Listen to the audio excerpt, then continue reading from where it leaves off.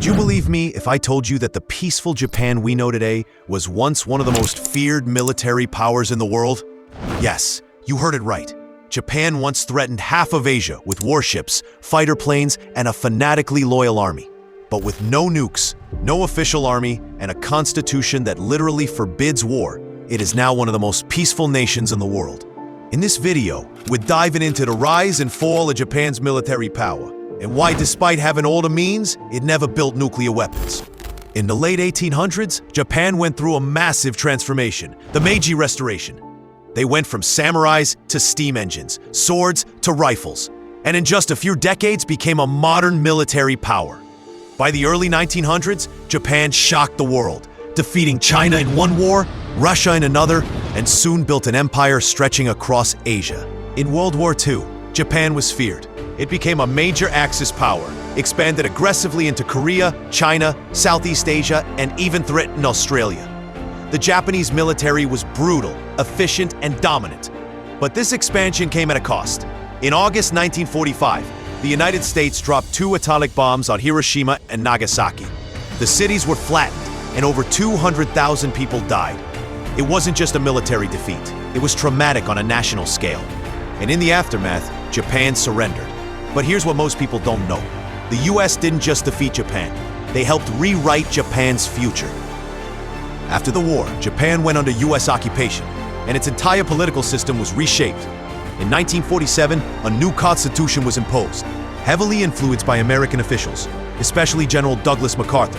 And in that constitution lies Article 9, which says, Japan forever renounces war and will not maintain land, sea, or air forces with war potential.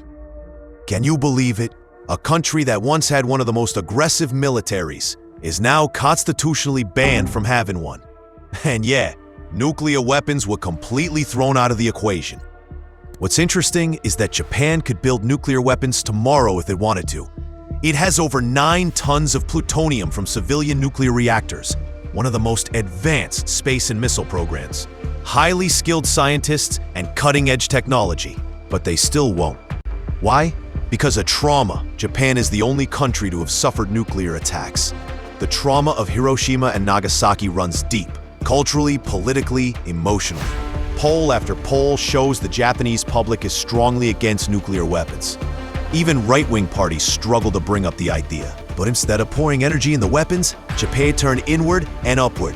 From the 1950s onwards, Japan focused on rebuilding.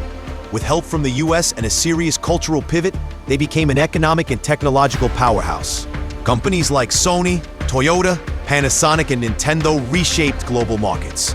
By the 1980s, Japan was leading in consumer electronics, robotics, and automobile manufacturing. Tech and business are fine in their place. But how can any country survive without an army? Well, let me make it clear. Japan does have an army. It's called the Japan Self-Defense Forces. Technically not a military, but boy, they're one of the best-equipped militaries in Asia. They've got F-35 jets, Aegis destroyers, and submarines. A close alliance with the United States, with US bases still stationed on Japanese soil. And for those who don't know, Japan has the most US military bases in the world. In recent years, Japan has even started rearming more aggressively because of China's rise, North Korea's missiles, and growing tensions in the Indo-Pacific. But even now, nukes are completely off the table. So today, Japan is in a weird spot. It has the tech to build nuclear weapons in under 12 months, the military capability to project power across the Pacific, but a constitution and national identity that says we're peaceful. However, with China flexing, North Korea launching missiles over Tokyo, and the US growing unpredictable, the debate is heating up. Will Japan ever go nuclear? Will it rewrite its constitution? If you found that interesting, hit like and subscribe. Let me know in the comments, should Japan stay pacifist or rearm fully? Till then, peace out.